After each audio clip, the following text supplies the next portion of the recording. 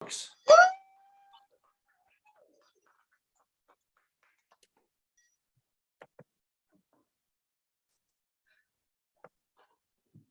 evening, dear friends in the room, Toastmasters, ToastED, online. We are so excited to have you all with us for this new evening, for this evening of the power of change. And we change every minute, every month, every year. And we want to know today from you, where is your power of change? Where's our power of change? Because today is the birthday of this wonderful club, ToastED.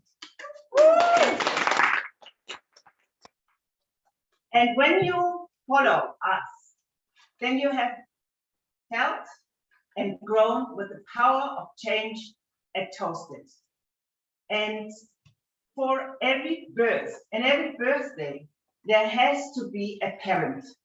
And I will call up our parent just now. But before I do that, I would like to welcome our guests. Excuse me, take you from the list because I haven't looked into all your beautiful faces, but I believe there is Nomtandazo here, there's Terence here, there's Saras, there's Navabizi, hello, Sakile, Wally, Chifong, good evening and good night, dear Chifong. I'm so happy you're back again. Nick de Villiers, he would speak. Nozi Castile, Taku, hello Taku. If you're here, I'm so happy to see you again. Galileo, and from Pretoria in person, Alex. So we can, how can we show his face? We do that later when we turn the camera around. And so it is a special evening. It is this birthday. And as I just said, for every birth, there must be parents. The best is two. And we have two. We have Verity Price, our world champion.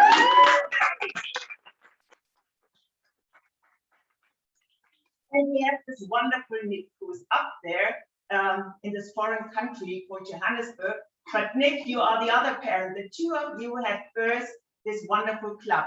So may I ask Verity to come to ToastED and to say hello to all of you as the mother of this club. Verity. Happy birthday! Oh. Thank you. Wow. Without her, we wouldn't be who we are now. So we are proud and relieved and everything, and so so much in love with you. So, thank you.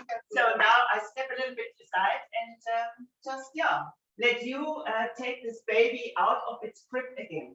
Well, 5. I think you're not a baby anymore, so the toddler. The toddler. Yeah. But so wonderful to be here. So lovely to have so many of us in person that I haven't met yet since we started online, and to have all of you joining us online. I was driving here thinking about exactly 5 years ago, a dream was born that this club could be a possibility. And I was telling our guest Alex earlier that this originally was meant to be a collaboration between Toastmasters and TEDx, hence the ToastED. And that was the dream that we had. That was the idea that we started with, but ideas and dreams change. And that is the power of change. We had a wonderful 6-month journey with the TEDx team and then realized it wasn't going to work as a collaboration. It is very difficult getting 2 volunteer organizations to work together. So we became a fully Toastmasters committed club, but I think we have continued to have ideas that are worth sharing at this club. The meetings over the last 5 years have been amazing. So this was my little baby, but it is only here because of the people that have been that have kept it going. And a huge shout out to Nick, because without Nick, I know that we would not be here right now. Nick called me a year and a half ago saying, we're thinking of closing, things have been tough with lost venues, and through that conversation we decided to keep going, and the most amazing committee rallied around us to make sure that ToastED did not go to sleep and rather revitalize. And just to see us back here with our original, for those of you who have been online members, this was our original trophy. We used to get a toaster at meetings when you won best speaker or best impromptu evaluation. So it's lovely that it's coming back, and I'm sure when we get to more in-person meetings, we'll be able to hand out lots more toast.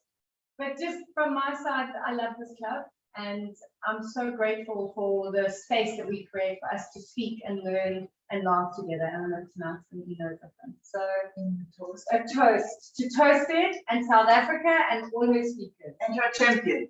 Cheers. Cheers. I'll hand it back to your beautiful Madam President. So, well done. And now I would like to hand over to our wonderful Toastmaster of the evening, Leo Altini. He has been the SAA, but we just threw him into the next task, said, you are so wonderful. Come on, next Toastmaster job is yours. So please welcome warmly, Leo.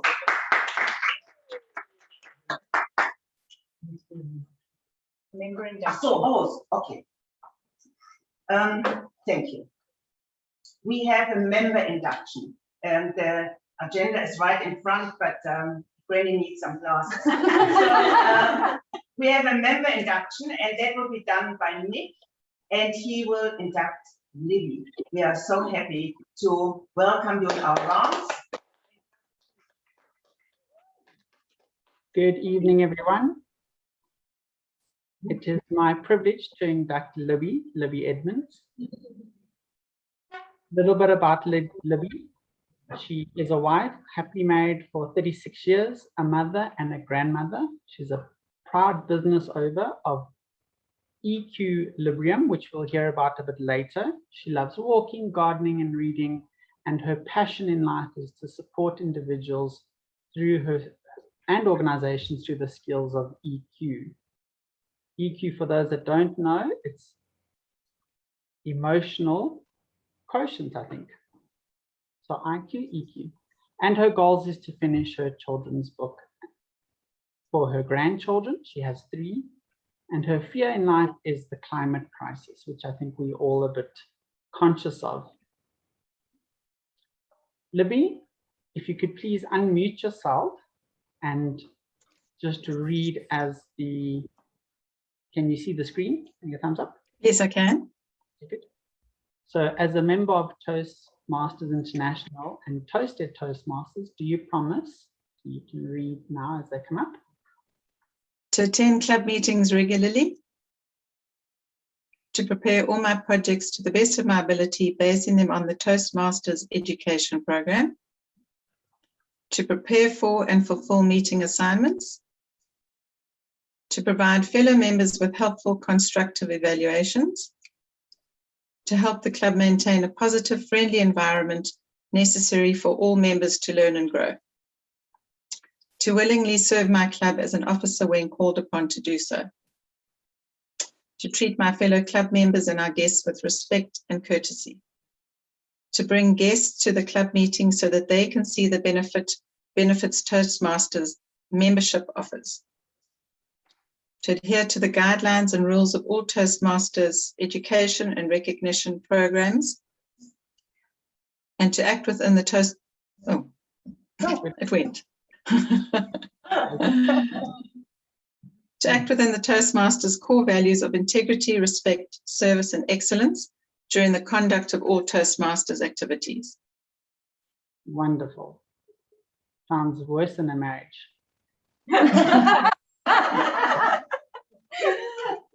Will you, in that big noisy group there, members of the Toastmasters, pledge and support Libby in her quest for self-development, provide her with positive, helpful evaluations, and maintain a friendly and supportive atmosphere to give her opportunities and help others, and to make her Toastmasters membership a rewarding and filling experience?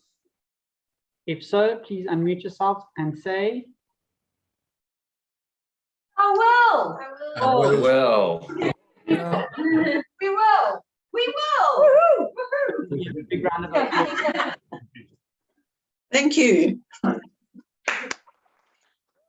Now I'll hand over to our Toastmasters, Leo. Thank you, Nick. Thank you, Gabrielle, and of course, thank you, Verity. Gabrielle, for your wonderful introduction. And I speak as a parent myself. The idea of a birth or bringing new life into this world is something a lot of us can relate to. And with it comes so much power, passion, but a depth of change, which I found so profound, and I'm sure every parent can speak for themselves. And Verity, the birth of a dream. Beautiful thing about dreams, ambitions, and goals is that change as you change. And for me, again, that's the power. And what can I say about our birthday? Happy birthday, everyone. I think Verity says it best when she said there's something in this club. Now, I don't know if it's the water or the wine. It just inspires you. You want to carry on pushing yourself, challenging yourself, and growing. And for me, that's the gift that it's given me and keeps giving me.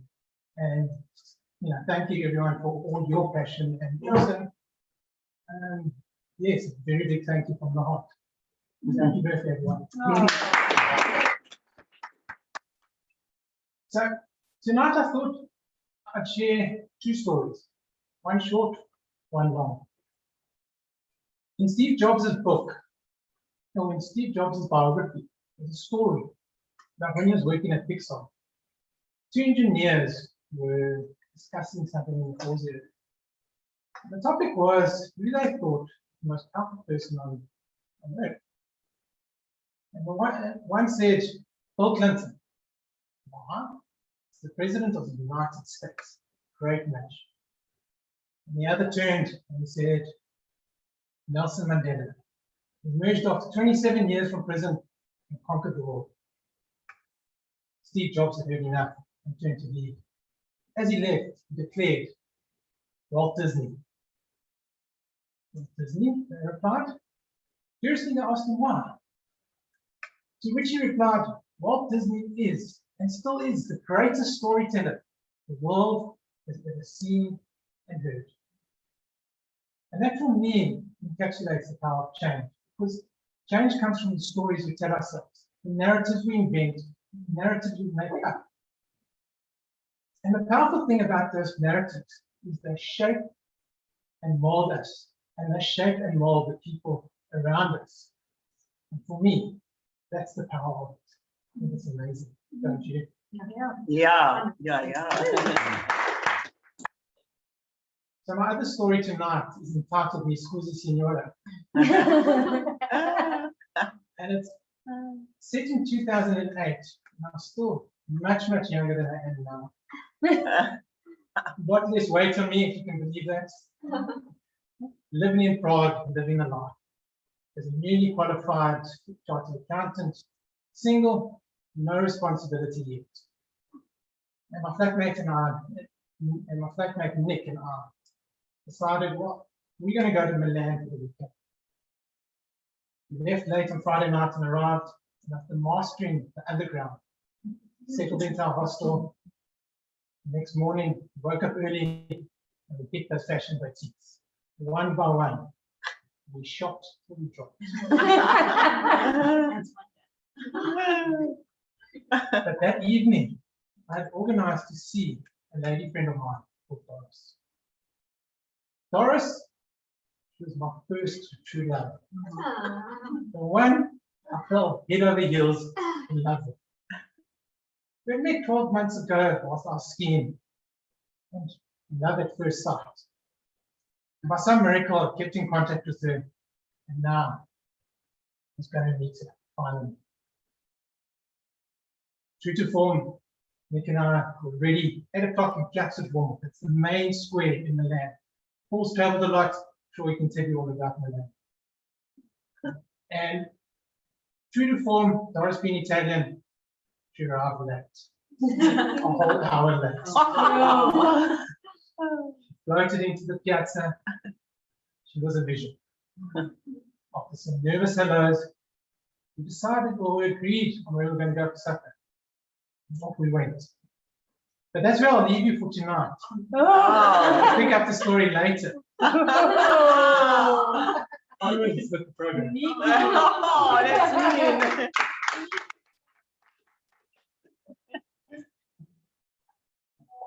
So I'd like to now call up Michaela to introduce you.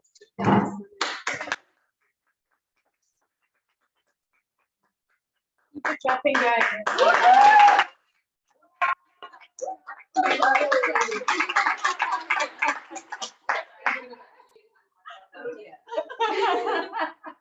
It's very strange to be speech right in front of that is no class.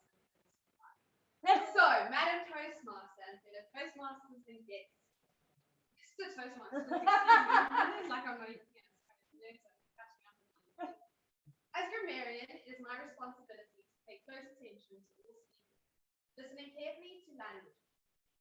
I'll take note of any improper language, but also looking out for clever and quirky uses of similes, metaphors, analogies, and cliffhangers.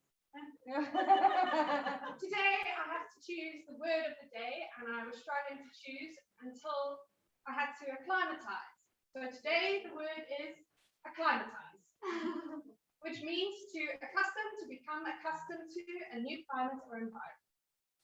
Yep. Thank you, Matt.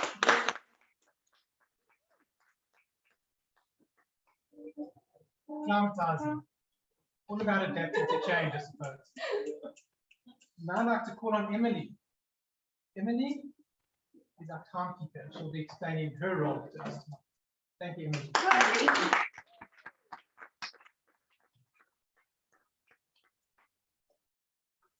Okay, so I definitely need to acclimatize to this role. For the table topics, at 1 minute, I will raise a green card. At 1 minute and 30 seconds, I will raise a yellow card. And then at 2 minutes, I will raise the red card. And then for icebreaker speeches, at 4 minutes, I'll raise the green card. At 5 minutes, I'll raise the yellow card. And at 6 minutes, I will raise the red card. And yeah, I think that's it. Let me know if I missed something. All right, thank you.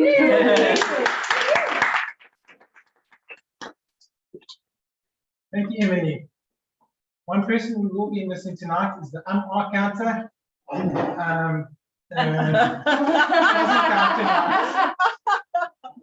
We are happy. I'd now like to introduce Libby Edmonds. Libby is doing a 2-minute prepared speech, and she is an EQ coach, I believe, and she joins us from Pietersmaritzburg, and she's here to talk about unlocking your EQ.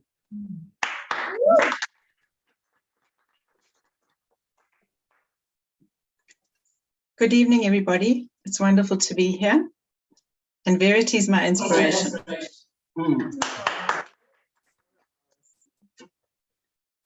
My topic is unlocking emotional intelligence. I remember the day that I graduated from Natal Teachers Training College, standing on the stage with my diploma tightly clutching it to my chest.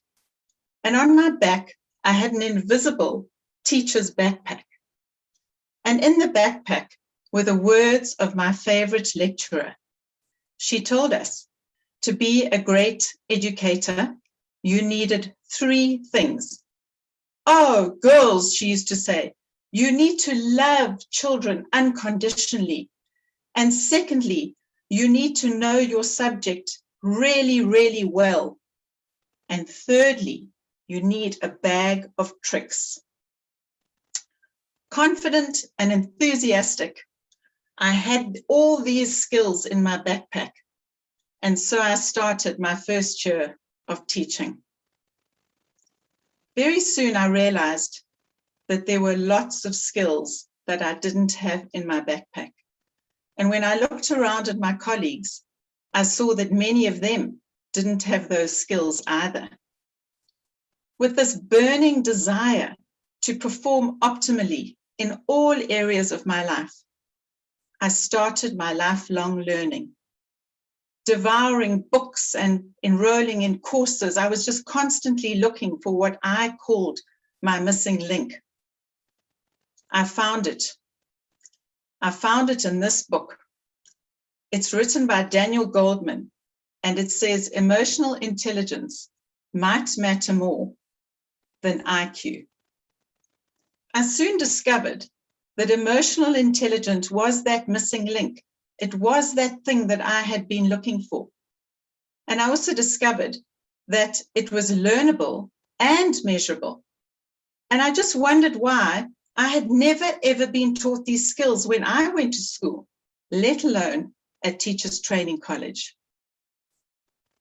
It is well documented and researched now through many scientific studies that people who practice emotional intelligence skills and leaders, top leaders who have high emotional intelligence, are more effective in their work. They have improved relationships, good quality of life, and well-being. So now I had new skills in my backpack, new skills to practice, to use in my teaching and in my personal life. I became passionate about my new subject that I ended up studying to become a certified emotional intelligence coach and facilitator, working with individuals and organizations. And so I'm wondering, how are all of you doing? What's missing in your backpack? Are you possibly looking at living your life with more self-awareness to become more intentional so that you can be more purposeful in your work and in your personal life? My name is Libby Edmonds, and if you want to unlock your emotional intelligence, I would love to share my key with you. Thank you.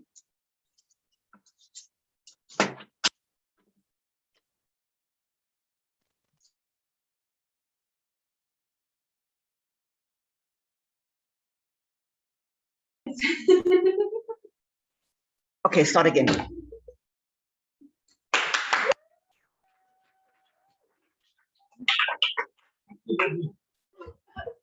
I think I read Daniel Goldman's book in about 2011. It was given to me by a former teacher. And I can't speak more highly of it as the lessons I took out of it too. And I'm a lifelong student of growth, resilience, and of course, emotional intelligence. So thank you again, Libby.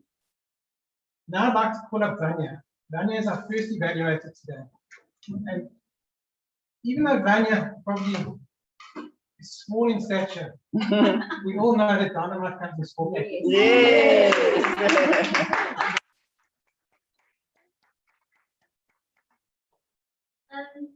Hi everyone, I'm evaluating Shireen tonight, and the purpose of this project is for Shireen to identify her primary leadership style and to share some aspect of her primary leadership style or discuss leadership styles in general. Good luck, Shireen.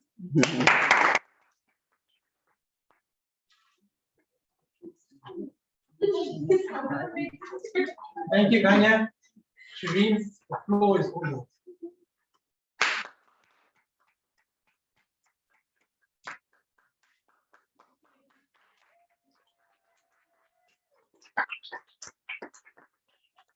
Long way.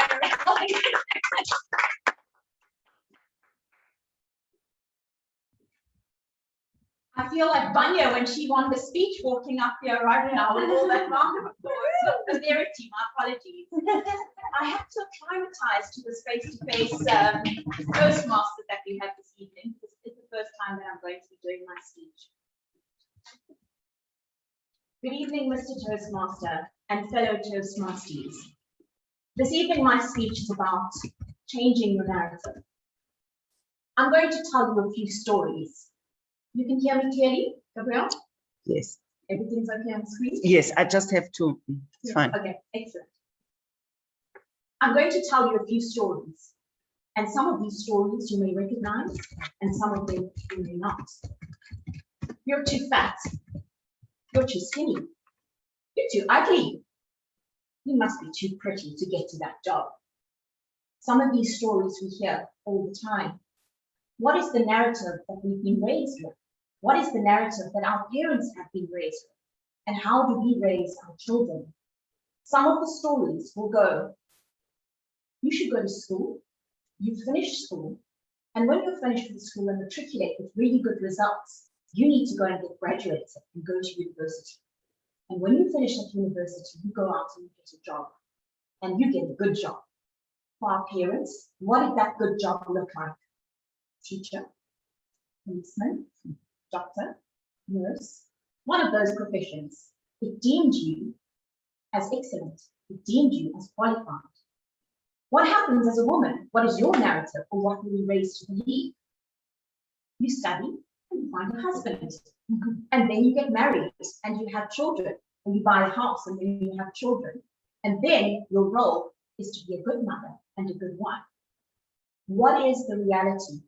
What is the harsh reality? The reality is that many people, if we look at South Africa, do not finish school. Not because they don't want to, but because they don't have money, or they don't have the support to be able to finish school.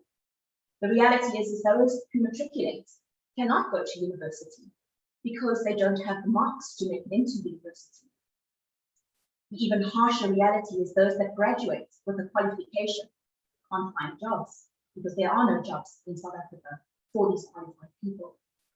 As a woman, your narrative is be that good wife, be that good person to your husband.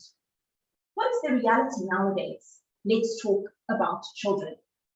Children don't finish school, and so they feel extremely depressed, anxious, and they feel like they haven't succeeded. How do we change that narrative? Let's look at females. We get questioned. We go to a tea party, and the aunties look at us and they go, "Ooh, how old are you?" And you go, "Oh, I'm 30. Oh, and you're not married? You don't have a ring on your finger? Why is that? Oh, you're 35. You haven't had children. Why? Does that define who you are? Does having a child define who you are as a woman? Is being married define you as a man or as a woman? The reality of our lives nowadays, many years ago, it would be frowned upon if you moved in with your husband or your boyfriend at the time. You can't move in, you can't have babies before you get married. The reality is nowadays, that narrative has changed. I want to find out if this man I'm going to marry for the rest of my life is the one to be. So I want to live with him. Does he pick up his socks? Does he clean after himself? That is what people do. Some people are having babies before they get married because they just feel like the time is right. That is the narrative that they have right now. But we still get frowned upon. How do we change that narrative? How do we change the conversations that people have on a daily basis with regards to life and how life should or should not be? Do we allow our education to define us? Do we allow our profession to define us? I know, and I'm not sure about you, but I know a lawyer who studied to be a lawyer for many, many years, did his articles, went and worked in a law firm, and all of a sudden realized, I don't like law anymore. He now has a restaurant. I know people who have been married and are now divorced. They have kids, but they are gay or lesbian. I know people who have been educated in terms of things that they want to aspire to in life. One of them is me. In grade 9, I wanted to be an accountant, and I was so passionate about it. And then I was forced to go and do my holiday work at Deloitte & Touche. I hated every single minute of it. And the reason I hated it was because I was sitting behind a computer doing lots of research, and that frustrated me completely. And then what did I do? I went and I studied hospitality management. Truth be told, I was supposed to graduate in 2001. I didn't graduate, and the reason being is because I failed law. All my friends graduated, and I was supposed to go back to hotel school the year afterwards, and I didn't go back. And the reason that I didn't go back was because I didn't want to continue studying. And also how embarrassing. Everyone else had graduated and I had failed. So I went to work. I eventually graduated in 2010, only because they exempted me from the subject and I failed. But woohoo, I graduated. The point of my story is that I didn't let that certificate or that graduation define who I am. That was not my narrative for my life going forward. My passion, my want for development, my want for developing other people and influencing other people was what pushed me forward in terms of wanting to affect other people. And now standing here, how do I change the narrative for other people and not allow them to use their qualification as the narrative for their lives. I went through hospitality for 20 years of my life, and now I'm interested in psychology. Why am I telling you all of this? Because your narrative can change. The world has changed. We have changed. We have to change. We have to change the way we engage with people. We have to change the way we engage with our friends. And more specifically, as a mom of 2 young kids, we need to change the narrative for them. Because the way we live in today's world is not the same as when we were growing up and when our parents were growing up. Life is very different. You and you and you have the power in you to change your narrative, but also to change the narrative for somebody else. Thank you very much.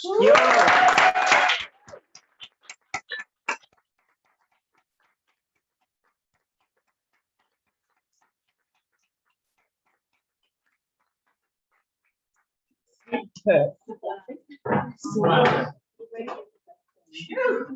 Thank you so much, Shireen. We spoke about how we define ourselves. And for me, Shireen, the way you come across and always define yourself with so much passion, and therein lies your power. So thank you again, Shireen. I'm now supposed to read out the comments in the chat box, but unfortunately, I don't have a screen in front of me. No, don't. Okay, let's skip over that. Our next evaluator tonight is Michelle. So Michelle, you could come up please and introduce the next speaker. For your slide, Michelle.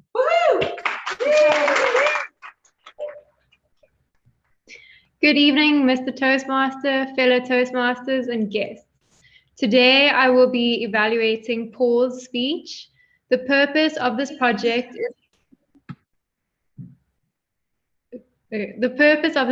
is for the member to practice using a story within a speech or giving a speech that is a story. The member completing this project is focusing on using stories in a speech or creating a, I think I've just said that, in a, it's repeated twice in the notes here. The member may use any type of story, personal, well-known fiction, or one of his or her own creations. Good luck, Paul.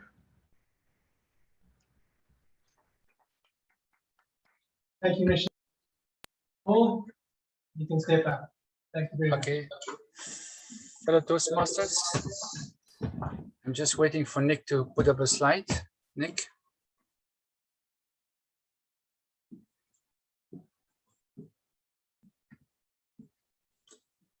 Now, if I had to invite you on a sailing trip in Turkey for 3 weeks, and you can choose between 2 types of boats on the picture, which one would you choose? The Cyclade of the Dragut. I asked that question in 2017 to my kids, and they all say, let's go on the Dragut. It was a 66-footer, 2 masts, 2 mainsails, Genoa, and a jib. 4 of my kids started in Kusadasi in Turkey, and my wife and the last kid will join us a couple of days later. Now, when we arrived late at night, we knew directly which boat it was. It was the biggest, the tallest in the harbor. We quickly find our way into the boat, everybody into the little cabin to sleep, because the day after, we would sail from Kusadasi to Dramat, which was a little bit about 80 miles out. The next morning, we had the agency coming across just to check the whole checklist of the boat, and there off we go. Enjoying the sailing, I left my kids at the top of the deck and I dived into the dining room. It was a large dining room. We could sit with 13 people around the round table. And I was surprised with the motor. The motor was a V12 and you had this full engine room where you could even walk around the motor.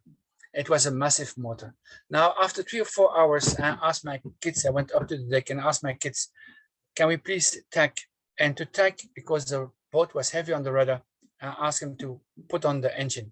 Now, it was a beautiful noise on the engine. It was like a Ferrari. But unfortunately, that noise didn't last for long. After 30 seconds, there was no noise anymore. We tried to start again, put. We start again, put, and the whole engine died. I quickly went to look in the engine room, and I was standing with my 2 foot into the water, so we knew there was a problem. I called 2 of my sons down to say, listen, we need to address this because there's water in the engine room, and we just jumped on the chart, on the map, and tried to find the right shits for the bagel pumps. Now, these are massive pumps that pump the water out of the boat. We switched it on, but nothing happened. We tried a second time, nothing was happening. I looked at the map, and the closest harbor was about 32 miles. So it would give us another 4 hours to sail to go back to the harbor. We went back, and the only solution was to take buckets. We find 1 bucket, and on top of that, we find, like here, 2 pans. Now that was the whole thing. We had to empty the whole engine room. I tell you, it was just a nightmare. When we went back into the engine room, I saw another very dangerous situation because the water was flooding to the batteries. And if the batteries are in the short circuit, they could, explode, and then all the acid is going into the water, which was quite dangerous situation. So I tried to untie the batteries, but there was a battery holder with a nut of 13, and I took a spanner of 13. I put all my forces to move the nut, but it was completely rusted. Now, I'm not the guy to get down with a nut of 13. So I took a big lever on the spanner and move it straight. The nut broke off, which was good. So I could take out the batteries out of the water and secure the batteries while my kids were carrying on scooping. The issue, however, was that we had to climb up with the one ember we had on the staircases. The water was contaminated with oil. Now, it's not a small staircase that you can see here. It was 7 steps high, and it was even narrower than this one. I tell you, it was just a nightmare. The kids were falling off the staircase. We had to modify our tactics. So the one was at the top with a rope, taking out the buckets, throwing it out, while the others using the 2 pans to fill it. I did the wrong calculation. I was calculating that we would arrive at 7 o'clock in Kusadasi. It was 9 o'clock at night because the wind died. Then we found, and I took the VHF like this one here, and I found on channel 16 asking, Dragut, calling, seagull, can you hear me? Second time, Dragut to seagull, can you hear me? And only on the 3rd time, they answer, yes, seagull to Dragut, move to channel 18, because you move from one channel to another when you want to speak. I informed them where we were, what the issue was, and if they could send the rescue boat to tow us into the harbor because we had no engine anymore. They came and they threw a line to the boat, and we felt quite safe to throw us in the harbor, although it was quite difficult. The reason being that we had no engine to stop the boat, and when you're sitting with a boat of 45 tons and you're going to the pontoon, you need to stop the boat in time. But by that time, we were quite lucky because the wind turned, it became a land wind, and we had the headwind against us, so we could slowly move the boat in. At land, they had already those big pumps with electricity to pump out. It took us another 2-3 hours to find the leak. The leak was hidden behind walls in wood. And what happens is that the week before, they changed the pipes of the sinks, the plastic hose pipe going through the hole, and one of the fittings, one of the O-rings was not tight enough, and it was sinking back to the engine room. Just to show you that a small leak can sink a boat. But by that, I think what you have to do in life is to think, live your passion, even if your boat is sunk, live your passion. And I just want to conclude. I had a good friend, which I was sailing the nationals in France in 1997. We won all the races. Him and his son died 2 years after crossing the Atlantic. We never know what happens. They might have hit a container, a whale, or whatever. But just out of memory of my friend Jean-Jacques Verroken, which with him was sailing very hard. We were a good team. He died 2 years later, but he lived with his passion. So for all of you, live your passion. It's worthwhile. Thank you, Madam Toastmaster.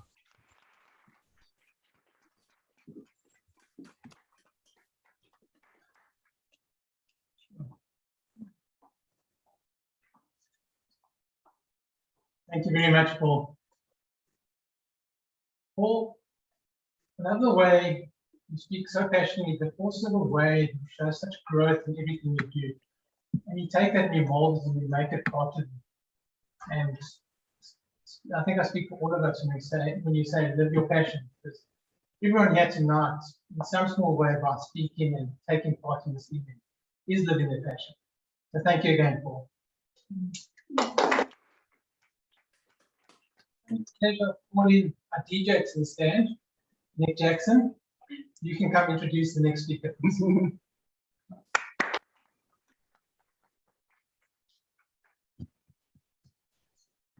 Thank you, Leo. Our next speaker is Nick de Villiers. He's a guest from another Toastmasters club, and he is on his level 4, something that all of us can aspire to. Nick's project, purpose of his project is to practice developing a plan, building a team, and fulfilling the plan with the help of his team that he's established. This is a 2-part project, and his first speech, which he's going to deliver to us tonight, hopefully we'll hear his second speech as well, is only 2 to 3 minutes. And he's going to tell us exactly how he's going to develop this plan.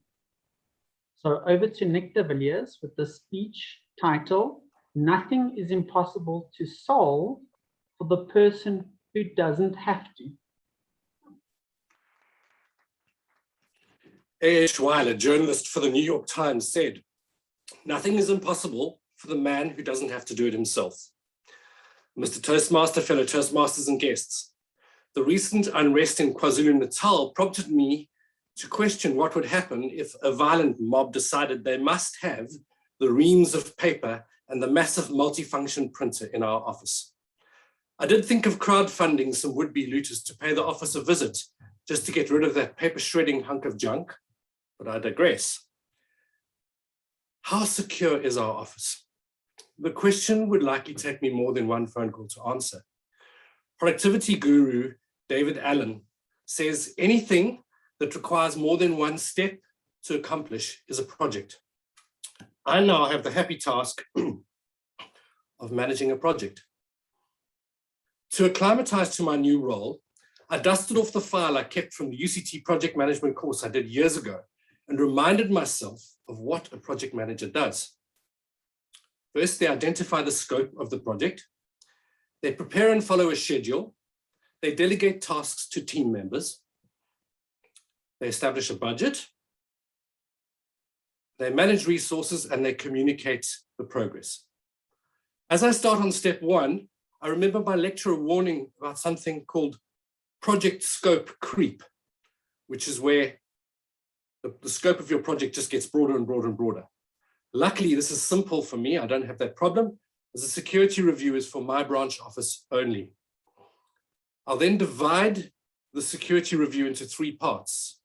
The first part is the office security, burglar bars and security alarm, etc. The second part is personnel. That's the alarm systems, panic buttons.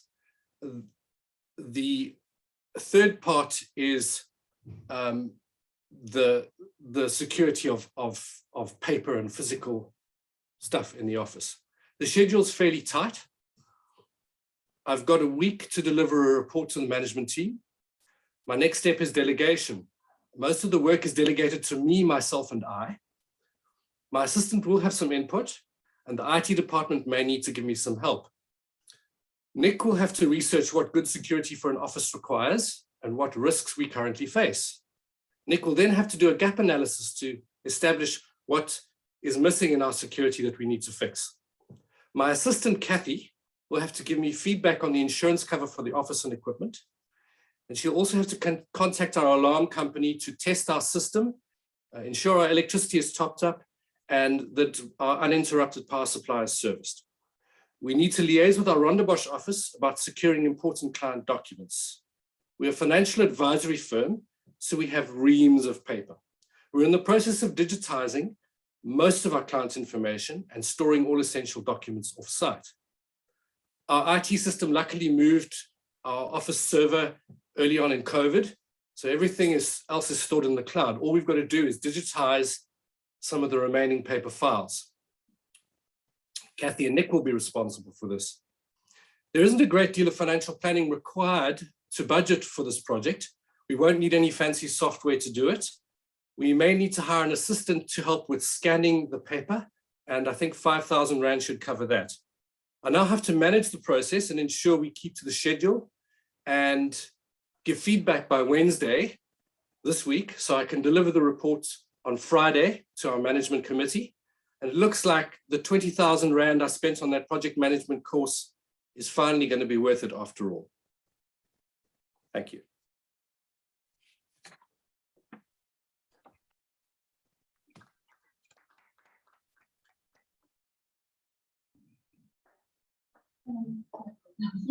Thank you very much, Nick.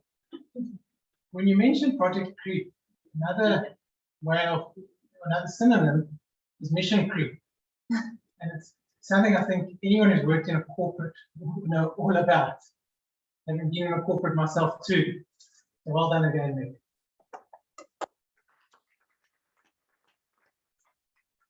Now time for Emily to come give her first, for her to come give us the first timekeepers report. Thank you, Emily.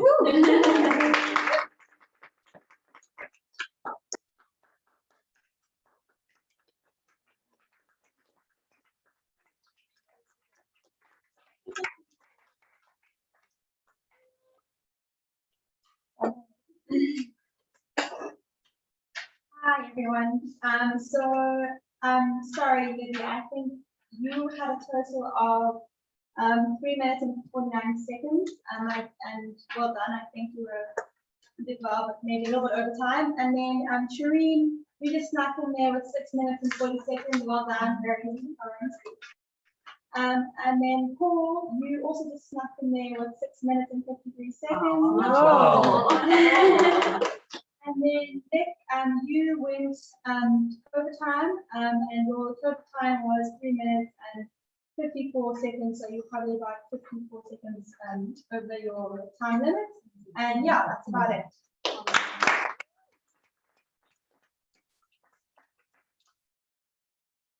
Thank you very much, Emily.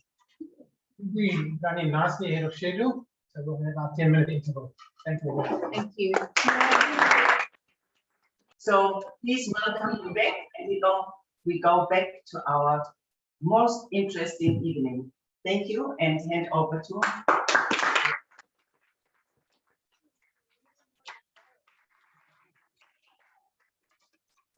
Thank you, Gabrielle, for bringing us back. After supper, Nick and I wanted to proceed and try to seal that deal. So we decided we needed to go clubbing. However, Doris is finishing her final year of her MBA or her Masters in Milan. She wasn't going to join us. No problem. That didn't stop these two intrepid travelers. We hit those clubs and we partied up the rock stars we were. We drank, we danced. Nick came right. It was all happening. Eventually, we rolled out of the club. I think 4 in the morning, 5. All I knew was we had to find a taxi and get back to our hostel. However, I could hardly speak. My Italian left me. I didn't have the number of a taxi, and I didn't know where in Milan we were. By some miracle, I got hold of a taxi. But even a greater miracle, I explained where our hostel was. And the third miracle that night, we actually found our hostel. But when we woke up, that's where the story comes to life. And now I would like to pull back our first evaluator by Nick.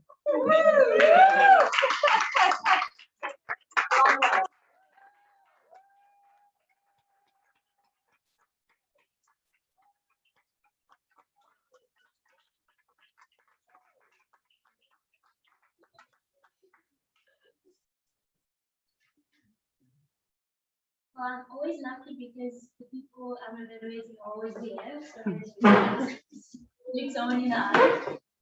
Dear Shireen, thank you for your powerful speech. I always listen to your speeches with so much joy. Your build-up is really good. You give examples that everyone can relate to. Your voice is so soft and powerful. Your pauses are on point, and you make everyone follow your speeches by making a anchor.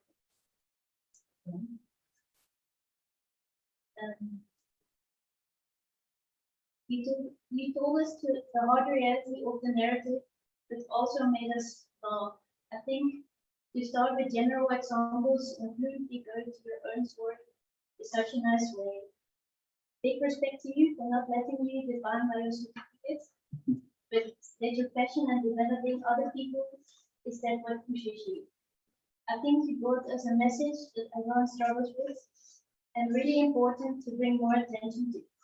You're so right. We have to change our narrative. And yeah, I don't really know what you have to improve because you always so good at. I didn't get any repeats or like struggles, and you're always so calm and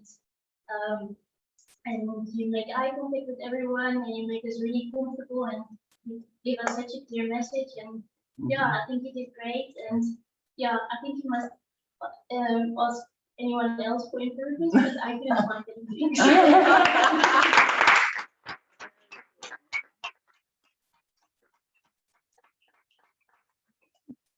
Very good. Thank you, Vanya.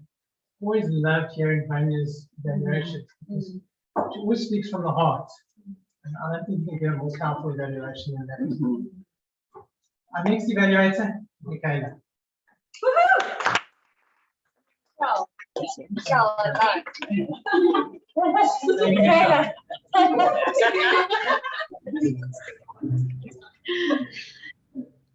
Good evening, everyone, again, and good evening, Paul. Firstly, I would like to say that I love the topic or the story of your speech. Ever since I was a little girl, I always loved being out on the ocean, and one of my biggest dreams is to one day go get my skipper's license and sail the Cape to Rio sail race that happens once a year. I first need to learn how to sail, though. So the speech spoke to me on a personal level, and I'm very jealous to see you sitting on a boat right now. I wish that was me. Your story was really tense and a gripping story that kept me interested throughout. You spoke passionately about the topic, and this also kept me very interested. Your story and structure flowed easily and was easy to follow. It was very easy to visualize what you were speaking about and going through, as you described everything with a lot of detail. I think to work on things to make it even stronger, I would suggest that you maybe slow down a little bit. I feel like you're maybe a little bit nervous and rushing through it, which I don't think you have to be at all. And also, if you make use of more pauses in between some parts of your story, it would place a lot more emphasis on the important parts. Also, to maybe use some more tone in your voice so we can hear how tense certain moments were, like when you realized the boat was leaking. It was sometimes a bit hard to differentiate between the not serious parts and then the more serious parts of the story. Another thing I really liked was your use of props within the speech and showing us parts of the boat to help us visualize the story. It kind of helped a bit to see like how small the staircase is, because that's not always something that everyone can really visualize if you haven't been on a boat before. And then I also just really enjoyed how you wrapped up the speech with a strong quote about following your passion and doing what you love doing. So I think it was a really great speech. Thank you.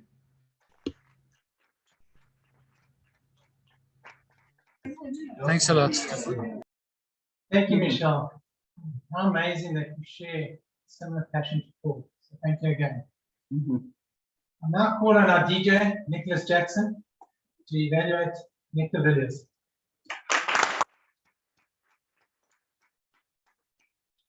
Good evening, ToastED members. Good evening, guests, and most importantly, good evening, Nick. You started off with a quotation, "Nothing is impossible to solve for the person who doesn't have to do it." And then I got a bit confused, as in, so is your project impossible? Is it not possible? But what I really loved is that your project plan was to the point and succinct. Although you mentioned project creep, which is when the brief expands and expands and expands, you time creeped a little bit, but only within 24 seconds. I loved your use of language, hunk of junk, which is your explanation of the security that you have to protect, the information that you have to protect. You also nailed down the project and how you're going to do it using the 3 parts. Although your team isn't very big, the use of the 3rd person, Nick has to do this, Nick has to do that, was very clever because it made it feel like the team was bigger than it actually is. You related it to the crisis that happened recently and actually how important information is using burglar bars, IT, and I'm sure this Toastmasters project has helped your company to protect it in the long term. Another quote that you reeled in there was one from David Allen, where you said 1 step is called the project. And I can see that this project is more than just 1 step. Last time I mentioned your background needs to be changed. You've blurred that, which is brilliant. Your lighting's good. And although you have glasses and we can sometimes see you reading, it's not as obvious. You see my time, I'm still in time. In conclusion, the second part of your speech is where you can inject the humor and the fun and the excitement, because as we know, whenever we work with people, things don't go as smoothly and as succinctly as you've explained your project to be. There's always someone that dropped the ball. There's always the contractor that didn't put the security bars in correctly or skewed. So that's your opportunity to inject some humor and get us really gripped. Also by using a bit of pauses instead of, this is what I'm going to do, this is how I'm going to do it, and this is how it's going to be concluded. So I look forward to you sharing your second speech at our club.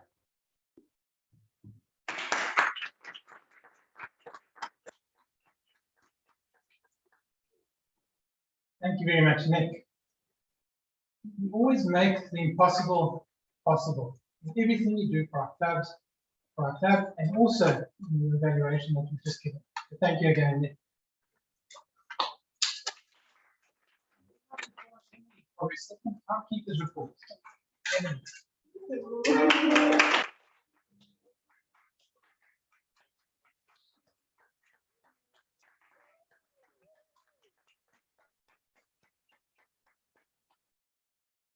Okay, cool. First up, our evaluator was Vanya, and she was in time with 1 minute and 38 seconds, so well done.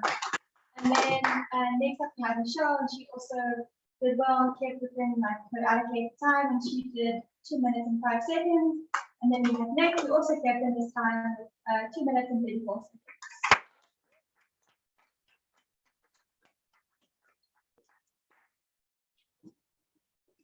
Thank you, Emily, on completing your role for tonight.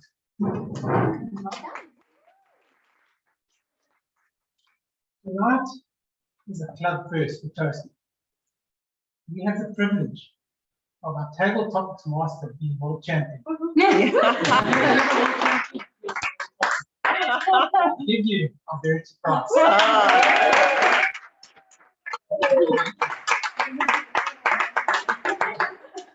Thank you, Mr. Toastmaster, or Madam Toastmaster. I'm going to thank you.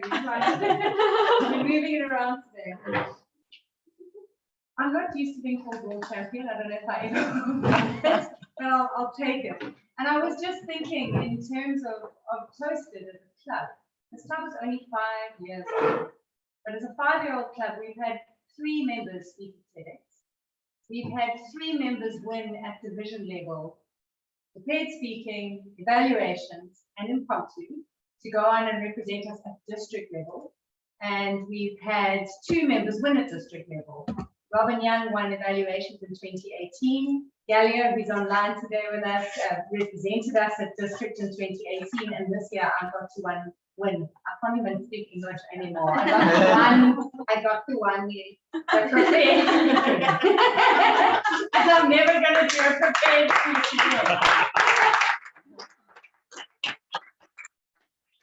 We're doing great as a club. I'm actually great to bar out. I'm not acclimatized to the waves. But yeah, so I love that we get to do table topics. We get to practice thinking on our feet. And I want to have a little bit of fun tonight in terms of this topic of change and this beautiful theme of change. And our esteemed president has just surprised me with a beautiful box of fun that is going to play out in our, I mean, you should be worried. Those of you at home should be grateful, unless you can find some cool little filters on Zoom. You can also put on some interesting things. But people can just grab something, put it on, but it will have nothing to do with the topic that I give you. But I'm actually going to start with someone online because, Gallia, I hope you're going to say yes, seeing that you are our club impromptu champion and division champion and representative of the district. So I'm hoping you are going to say yes. Can I get a thumbs up from Gallia? I'm going to turn this screen around so I can see. Does he run away? Yes. That looks like I'll take it as a yes. So you've already got a prop on, you've got a hat. We'll just pretend that came out of Gabriella's thing. And I would like you to speak on the topic of change. If change is guaranteed, why do you think people resist it? If change is guaranteed, why do you think people resist it? Gallia, give him a round of applause. Well, thank you, Verity. I thought I was just agreeing to talk, but I didn't expect to talk immediately. So I hope you can all see me, and good evening and welcome everyone. If change is guaranteed, there's exactly one reason why it is so difficult to acclimatize. Because essentially, we've all been there. We've had to face that thing that comes towards us that says, hey, you got to get out of your comfort zone. Hey, you got to move town. Hey, you got to change career. It's not fun because we all know what it means to go back to the beginning, to start again where we started out, maybe years ago, maybe just last month when you just thought you had figured everything out. So change is guaranteed to create anxiety, get you back in touch with what you maybe missed out on from a practice perspective, and it's guaranteed to stretch you. So I'm going to talk briefly about those 3 things, if I can even remember what they were.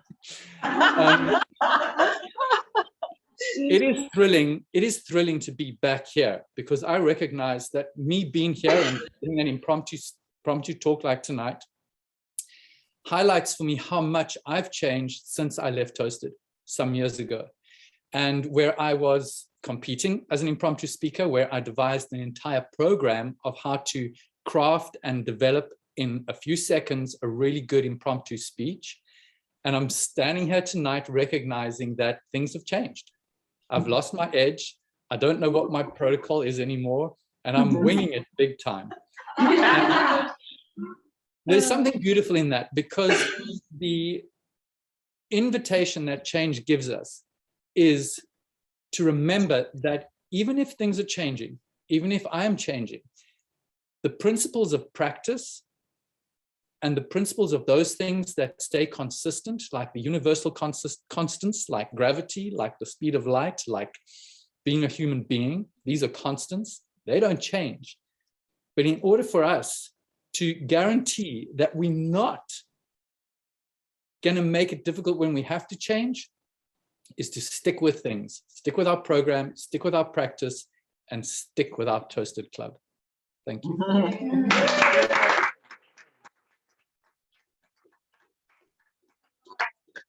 I'm glad I asked you first, Gally, and what I hope is going to change is that our club is going to gain you back as a member. No pressure. All right, I'm going to call on someone in the room, and because she gave us the props, Gabriella, I'm going to ask you to come up first. And welcome, Gabriella. Something from the box in front. Okay, it's happening.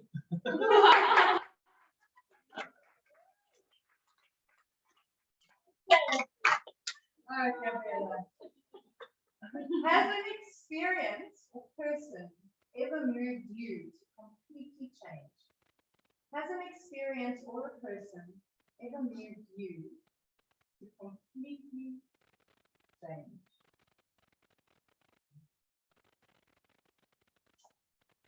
Thank You're you. right.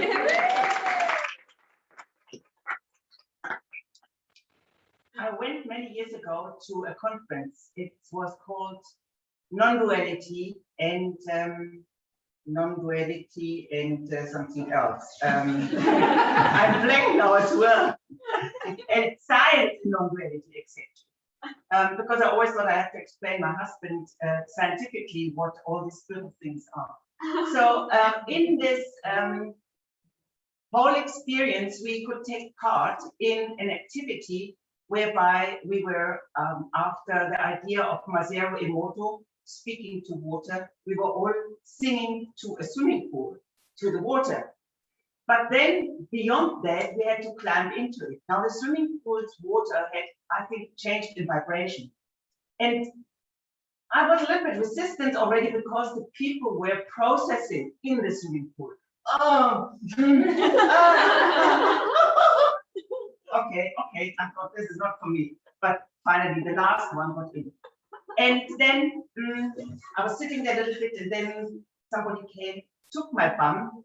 I had a cap on, and I thought I better don't change the color of my hair, so I didn't want to lose my cap, but at some stage, everything changed. And this person led me around, and then the moment came where I didn't have a body anymore. I just heard an inner voice which said, fear not. There was no other way as fear not. The next thing was, there was nothing. The nothing was, let me describe it as flying through the universe, stars rushing past. And I just looked at all of this and laughed inside and thought, there is nothing. We are nothing. The whole thing went a little bit further. I don't want to take my time up completely, but when I came out of the water, finally I found my body back. I fell to the ground. It felt like a piece of meat. I fell to the ground, and I was so grateful for having a body, for being alive, to appreciate this amazing universe and the amazing people in it. And this moment of realizing that we are nothing, sorry to take the illusion away for you, but actually there is nothing. Ask the scientists. This moment of being nothing and coming back and being grateful for having something was for me the most changing moment of 63 years then. And I'm grateful since then, and I hope I'm changing with Toastmasters each week. Thank you very much.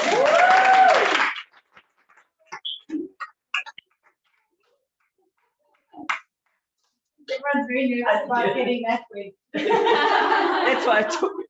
So I'm going to call on someone online, and John, I was wondering if you'd like to join us all the way from the US of A. Can I put you on the spot? Sure. Yay. So John, in 2 minutes or less, what positive change has ToastED brought to your life? What positive change has ToastED brought to your life?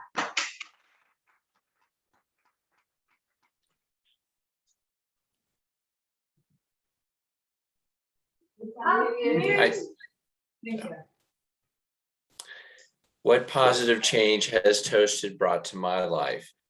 First of all, just as background, I have not been to South Africa in possibly a decade. And South Africa used to be a very important country to me. I was an exchange student there in high school, and that experience impacted me deeply. And I wanted to reconnect and started looking for organizations that I could participate in online. And ToastED allowed me to do that.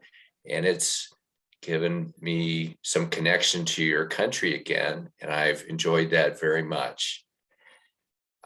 Even though I'm not there, I think I can see some ways that possibly South Africa has not changed in the 40 years since I was an exchange student there, and some ways that it has changed a lot. And it's moving to me to see how beautiful people are and how beautiful people seem to get along to me compared to when I was there during apartheid. I really liked seeing, Verity, at your celebration that you had a picture of Nelson Mandela there and a picture of the South African flag. And I don't know that I could have imagined seeing that back in the 1970s when I was there for that before. So thank you, ToastED, for that positive change in me.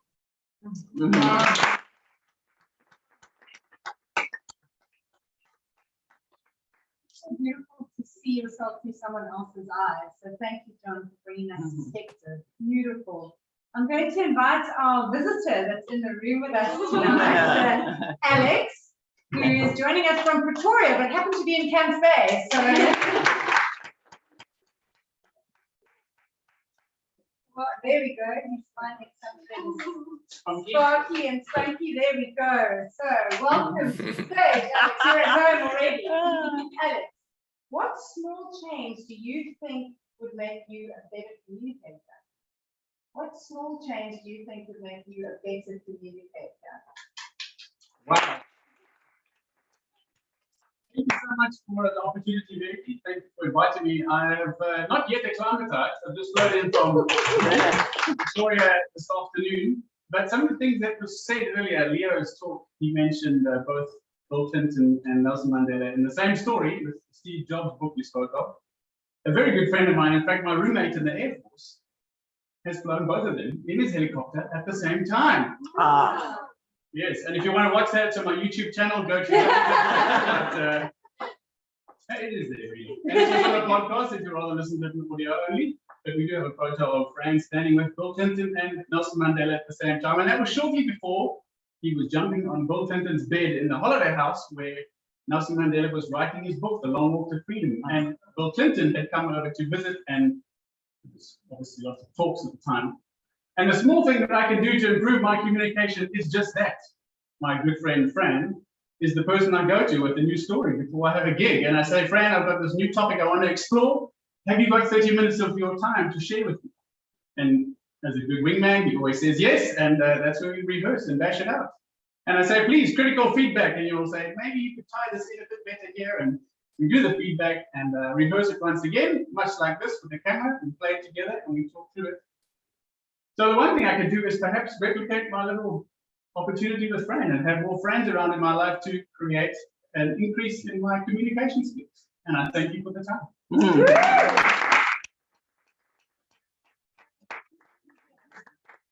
will be your friends anytime.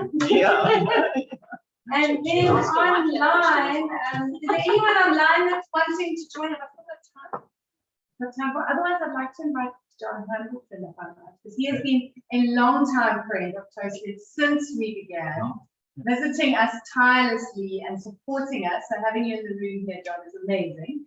Please welcome John Hamilton. Speaking champion and evaluations champion. So he knows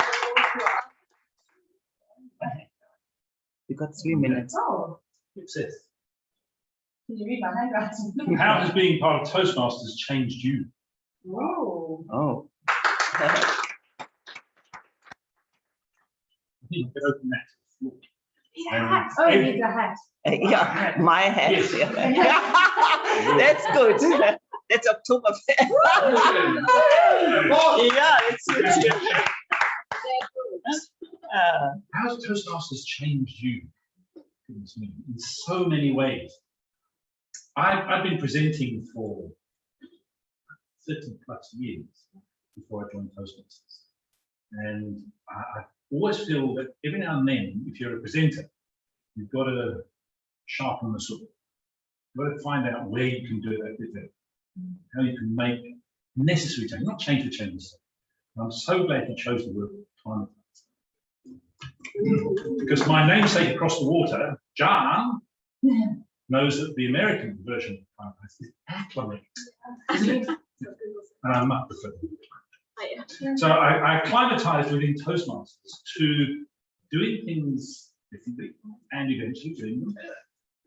And the thing that how has it how's being part of Toastmasters changed me? My friends say, you're so clear in what you speak and how you speak and what you say and what you do. And I love body language. I mean, people know my body language, facial expression, vocal variety, those are my bags. I love it because I can't stand boring. I think most people are, in Toastmasters, we develop an allergy for boring. Nothing worse than listening to a boring presenter and we're all sitting there. So for me, it's changed me in that I hope I'm not boring when I speak, but it's also caused me to become very a living evaluator. Much thanks to Verity because she gave me the plan how to do the evaluation bit. That was another thing. But it has changed me in so many ways, not just in speaking, but in confidence. And there's still room for more. And seeing Gallia online, great to see you too, Gallia. She was an inspiration for me as well. When I first connected with ToastED those 5 years ago, and I think I came to ToastED shortly after it started, in a couple of weeks. And it's been great. I always said if I wasn't a member of K-Can Toastmasters, I'd be. So thank you. I have changed.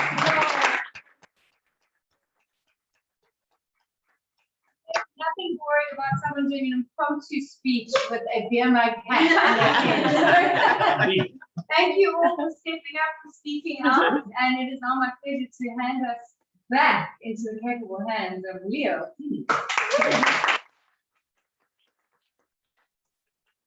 Thank you, Verity.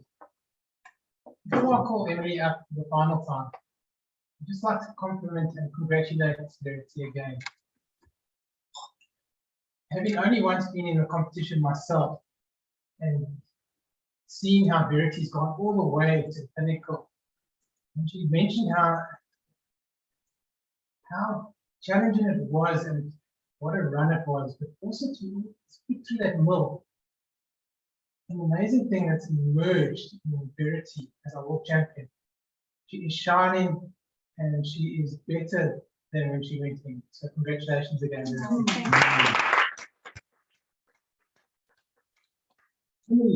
You can come back up to the stage for final. Work too hard.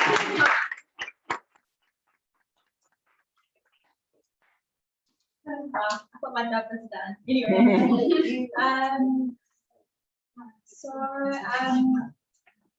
the first speech was I think it was a Gallia. So with 2 minutes and 35 seconds. Then I was Gabriella with 2 minutes and 59 seconds. So well done. Got in there. And then there was John with 1 minute 30 seconds. And then there was Alex with 1 minute and 36 seconds. And then there was John at the end with 1 minute and 58 seconds.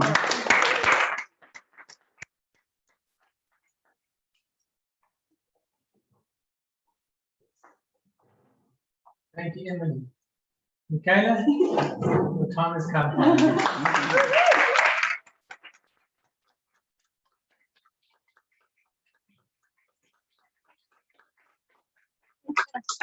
Two things, don't wear high heels in this kind of last. I all kind of threw you under the bus. I forgot to tell you you all need to listen really carefully, so now I'm going to quiz you all. So, for those that are online, you just have to press the space bar, and if you can answer my question on my listening test, which is ironic because I used to be terrible at those in school, then you just hit the space bar, shout out your name, and then everyone here can do the same. You don't have to get space for that. Alrighty. So, what exactly do you need to be a great educator, according to Libby? Or fail, all of you. Three Bag. things. Yes, 3 things. What's in the bag? Love children. Yes. Some tools. Unconditional love. Yeah, we can go with that. And she had a lot of, what's up her sleeve? Tricks. Hey. Who wants to keep the socks off the floor? Shireen. Hey! Yeah. I'm like, something I do. Who had the project scope creep? Nick. Nice. And who wants to learn to sail? Michelle. Nice. Who began to perform? No, I don't even know the answer. What was the first number that Paul had to dial when he was 16. Hey, look at you. Alrighty. Now, who's a YouTube influencer? Alex. Hey. Has to be true. So everyone can use acclimatize. Well done. So we've got Leo, Emily, Shireen, Nick de Villiers, Verity, and Galileo, right? And Alex. And then as well as John. And last but not least, I would just like to say that I really enjoyed Galileo saying the invitation that change gives us. I think that's very powerful. Oh, wow.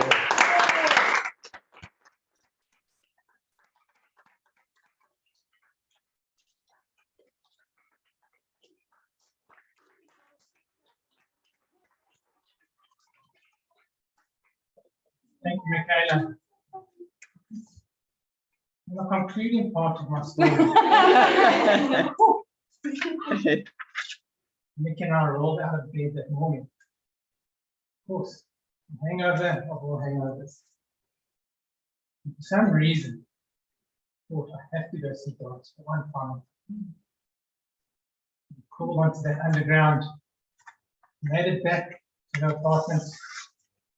And she sent us downstairs to the coffee shop and breakfast without it. She bought us probably the richest breakfast of chocolate, croissants, coffee. You can imagine. We felt so guilty we finished it all. However, time enough, I didn't see it. I didn't have. Nick and I had to get back to the airport, catch up to underground, catch a bus, and then get on that flight. The mist started closing in on Milan, and that was just to match my mood. I was down. Whilst waiting at the airport, are we going to get out of here tonight? What's going to happen? We've got to be back at work on Monday morning.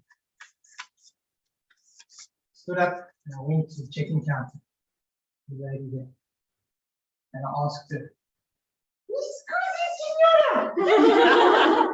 my voice broke. And Nick hearing it was in tears. First I'm laughing. And I apologize for what I've been saying weeks. Heartbroken, I thought he was laughing at me. I turned to him.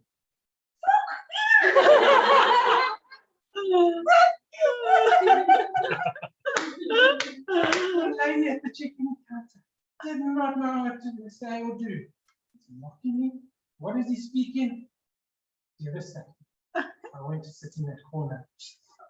Completely apart. Now, the profound change that I overcame, or that came over me, besides my voice, was I find the story of Miss Sindora. And to this day, I tell it often. Even my 7-year-old daughter has heard the story. And it's one I tell to her often.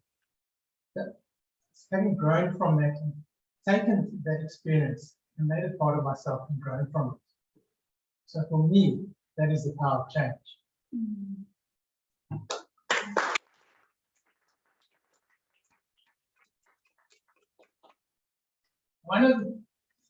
One of my favorite books is Man's Search for Meaning by Dr. Viktor Frankl. And if you ever stuck for a quote or ever stuck for a message, just turn to that book. And the words that he left me with tonight were, I'm going to have to read this. Don't aim at success. The more you aim at it and make it a target, the more you're going to miss it. For success, like happiness, must ensue. And it only does so as an unintended side of one's personal dedication to a cause greater than oneself, or as the byproduct of one's surrender to a person other than oneself. Happiness must happen, and the same applies to success. My message to everyone about change: celebrate your successes, the big ones, small ones, your attempts, your failures. From that you undergo a profound change every time you step up. Take those moments and make them yours. Thank you everyone for tonight.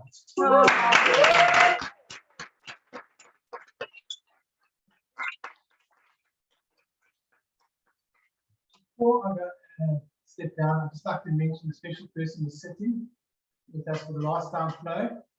She's not going to be standing up here. I promised her I wouldn't ask her to come up, but if everyone can give her a big congratulations.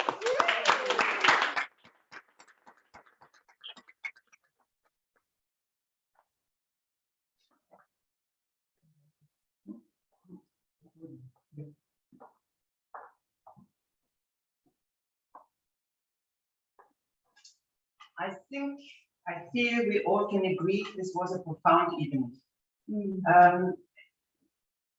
Me as a president am meant to recapture how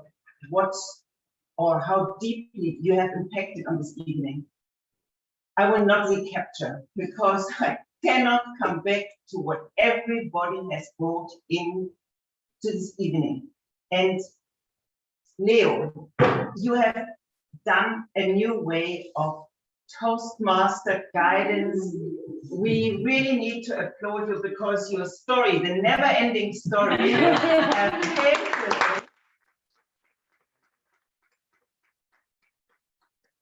you brought in a new way of Toastmastering. So you are each time coming up with a new trick out of your pants or your pocket.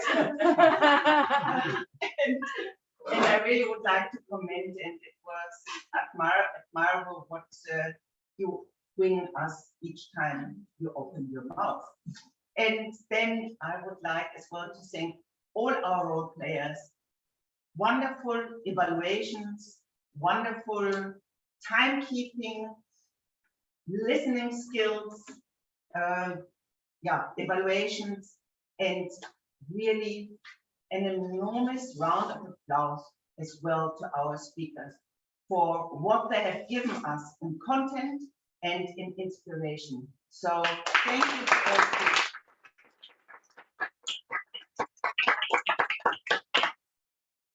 There's something about club business, and this time we are at a new stage because our council or district council meeting showed on Saturday that we are going to have a new impromptu Olympiad or competition. So please be all prepared. I don't know the date yet, but this is definitely club business because each of you will have to prepare and will have to take part because it just makes us stronger. It is fun and power of change. Since we are together, all of you have grown tremendously in this last year of Toastmaster. Then I would like as well to ask our guests for some feedback, how you enjoyed this evening. And Libby, you are our guest, but you're as well our new member, and we would like to, so you come in both roles, but will you please give us a little bit insight how you enjoyed this evening? We enjoyed your speech very much, and we have learned and we would like to know more, but how did you enjoy your first night with ToastED? Thank you, Gabriella. It's been a wonderful evening. I feel like new friends are old friends already, just a very comfortable, relaxed, but a great learning platform. I didn't realize the ins and outs of what goes into it in terms of the timekeeping and the valuation and the different role players. So it's been great on all levels. And thank you very much for allowing me to jump in and do my first little speech. I've got a lot to learn. Thank you. Is it possible for you to switch on the camera, or would you like to speak to us just through? Has disappeared? No. Galileo. Okay. Galileo, we enjoyed you so much. We hope you enjoyed being with us as much. Indeed, well, thank you so much. And it was very impromptu arriving this evening. I messaged Verity yesterday on another subject, and she said, hey, by the way, it's ToastED's 5th birthday. And I was like, what? That's not possible. It seems like just yesterday when this club was first initiated, and it's thrilling to see how it's evolved and how it's also pivoted with this online story. And what I'm most excited about is that ToastED has not lost any of its spirit, even though many of the members have come and gone over the last 5 years. And I'm just thrilled to see that that toaster is still there. That is the best trophy ever, in my opinion. So yeah, it's been a real privilege to be here this evening, and lovely to see some old faces, some familiar faces like John and Nick, and to see some new faces. So I hope there's an opportunity for me to meet all of you at some point in the future.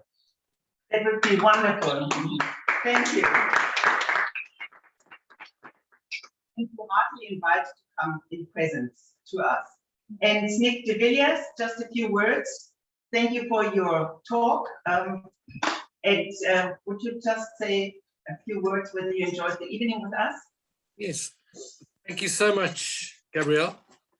I had some technical issues tonight, so it was a bit difficult to hear you, but it's wonderful to see you also doing hybrid meetings and you're in person. I would like to attend one in person. It'd be nice to meet you all. I do find the hybrid thing, delivering a speech, sometimes difficult. So I'm grateful for the opportunity. My club has got so many new members in it that I haven't been able to get on the roster to speak for some time. So I'm getting rusty. But it's wonderful to, the thing I love about your club is the listener. We don't do that. It's a clever innovation. Forces everyone to pay very careful attention to what's being said. I think that's amazing. And thank you so much for having me at your 5th birthday. Congratulations. And Nick, if they don't find time for you, just come to us. We've got enough space. You can be a member of 2 clubs, don't forget. I would like now to, before we announce the winners of tonight, but I would like to ask Vanya, please to come forward with her birthday gift for ToastED. Oh.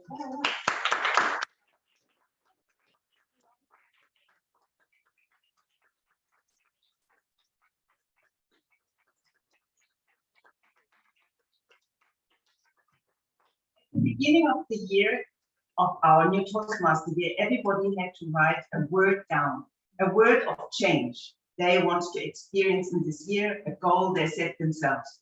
And out of these many words, Vanya has designed a tree of ToastED with all your words, every member on that tree.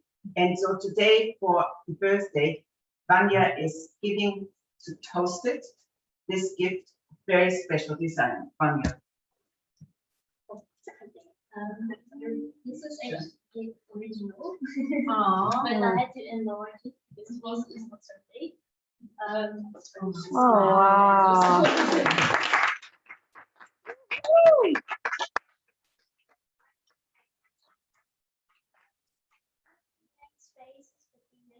More people to fill in those spaces, and there will be more branches and more flowers and more birds and And can you read some of the intentions, the intentions for the next year? So we had courage, kindness, focus, growth, empowering, transformation, positive, service, impact, passion, power, and confidence.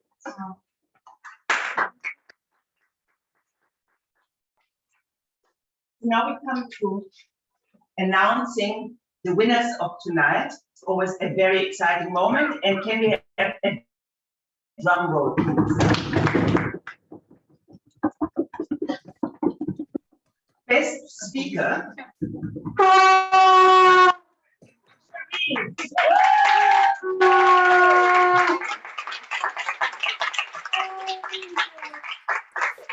In the role of best evaluator, Michelle.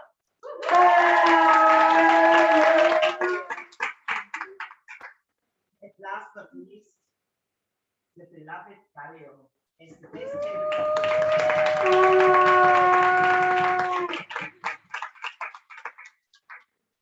That brings me to the end of this evening, a wonderful evening with so much enthusiasm, passion, and knowledge and love shared with all of us. Our next meeting is going to be on the 4th of October, and it's going to be called New Beginnings. Yeah, New Beginnings. So there will be a lot to say about that as well. I thank you all for the participation in a wonderful evening, online, guests, and everybody in the room. I would like to close again with my always valid poem. There is freedom waiting for you on the breezes of the sky. And you ask, what if I fail? Oh, my darling, what if you fly?